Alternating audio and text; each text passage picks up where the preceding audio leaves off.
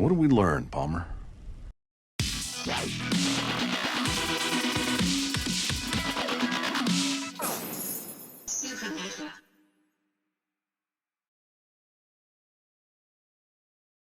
What's happening, guys? Supernova here, back with another video, and this video is going into a little bit more detail about what we know about both Gotham Knights and Suicide Squad Kill the Justice League, because even though I made two videos about each one of these games, they were videos made right after seeing each of the reveal trailers live, where I didn't have a lot of the additional details or information that we got after the reveals.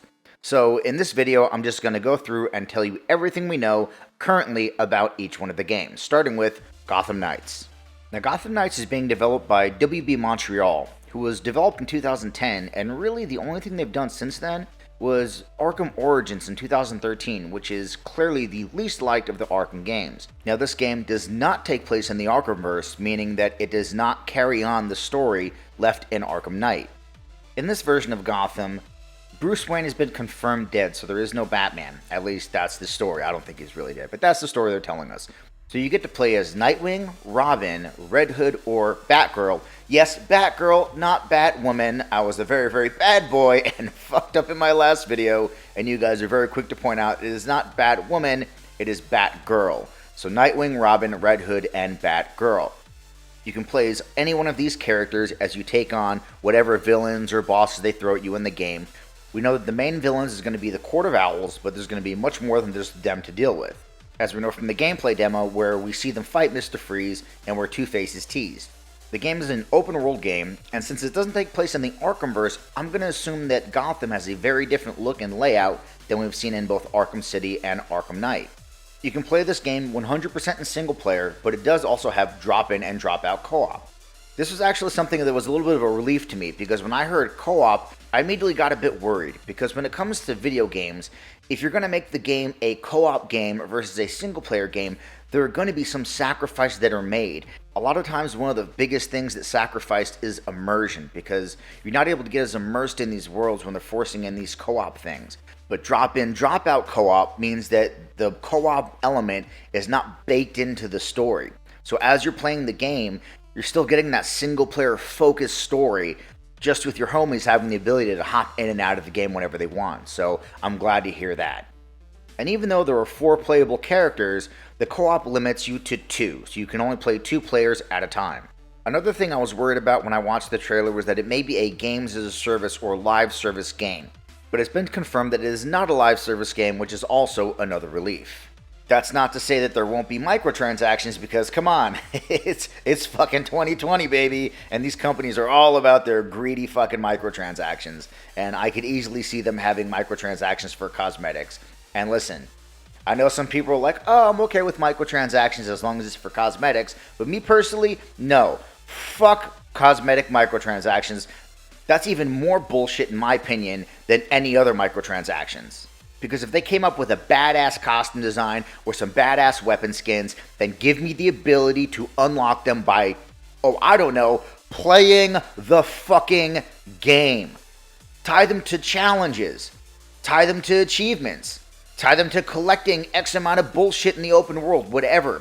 Find a way to tie them to something in the game. Allow me to unlock these weapon skins and costumes by playing the fucking game. That's the way it should be. So people that look at cosmetic microtransactions as innocent or not that big of a deal, you guys are part of the fucking problem. So stop. Because you know what these developers do, right? They keep the coolest looking shit out of the game as cosmetics.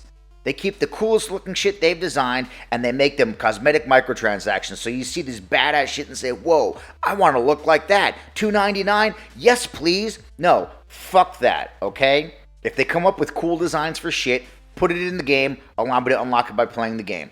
I just want to make it clear, though, that cosmetic microtransactions have not been confirmed for the game.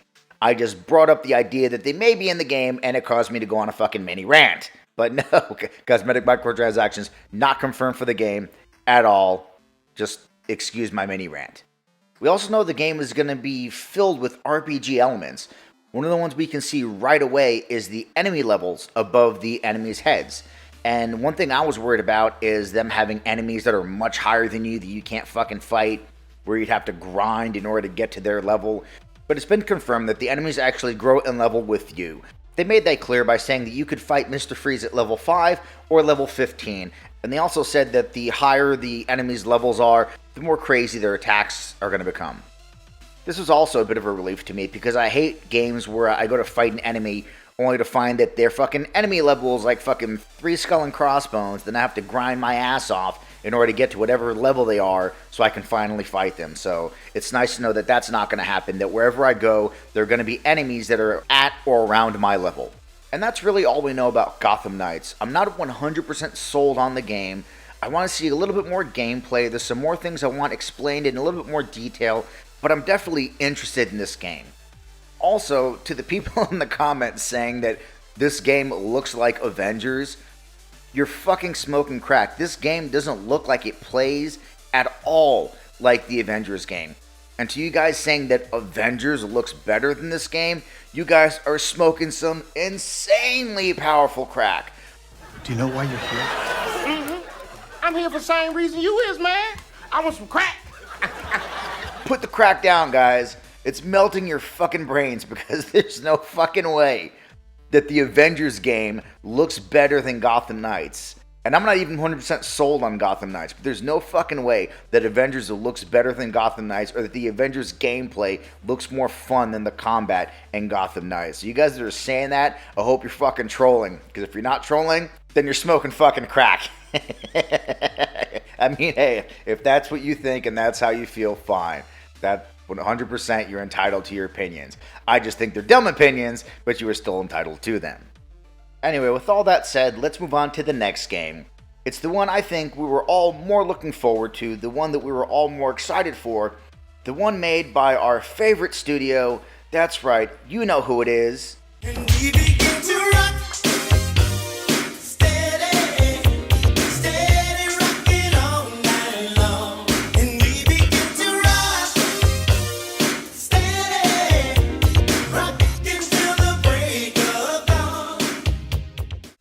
I've used that Rocksteady bit in another video, but I don't give a shit. That Rocksteady bit is too fucking good to not use again. So yes, the next game is made by Rocksteady, and it is Suicide Squad Kill the Justice League.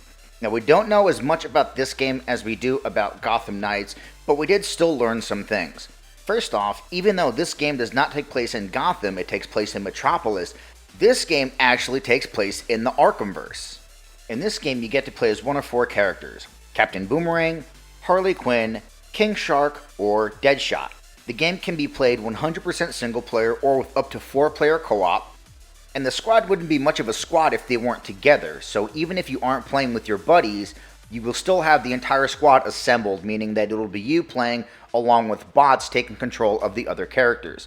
You can also switch to any one of the characters at any time, very similar to how you could in GTA 5. This game is also going to be an open world game just like Gotham Knights, but unlike Gotham Knights, we have no idea if it's going to include any RPG elements. Gameplay is being described as a hybrid of previous Rocksteady games, but with more gunplay added in. And that's really all we actually know about the game. There are some things that have been surmised from the teaser trailers, such as the fact that we see a giant Brainiac ship and a part of destroyed Metropolis, and we see Superman literally turn a fucking helicopter pilot to ash, so it's assumed that Brainiac has taken control of the Justice League, and that's why you're going to be fighting them.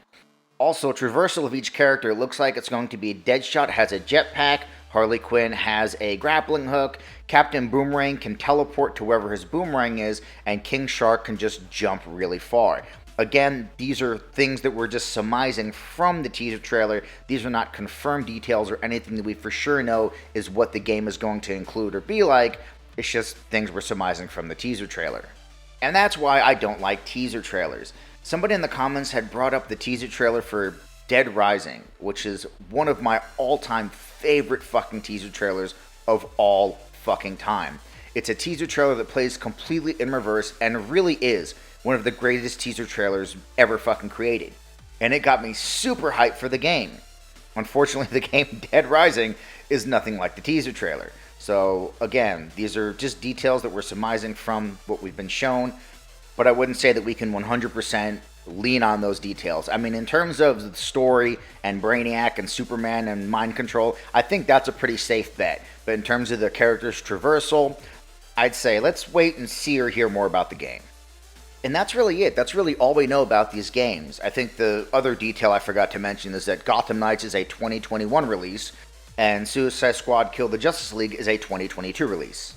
So yeah, that's it. I'm not 100% sold on either of these games. In Gotham Knights' case, I am interested in that game. I'm relieved that some of the details that I thought would be the case, like games as a service, are not the case. I am still worried, though, that it's going to become kind of like a DC version of Assassin's Creed Odyssey, and I'm hoping that's really not the case, but I'm still very interested in that game. In terms of Suicide Squad, I really don't know much about the game. Some of the details that I'm hearing sound kind of interesting. I'm really not sure how I feel about the idea of combat focusing more on guns, but I'll wait to see more about the game before I really make a decision on that. But yeah, not really sold on either game, but I'm still interested in both and definitely want to see and hear more about both games. But anyway, that's all we know about the game so far, and that's all I got for you guys on this one. And that's the video, guys. Let me know what you think down in the comments, and as always, feel free to like, share, and subscribe, and I will catch you guys on the next Supernova.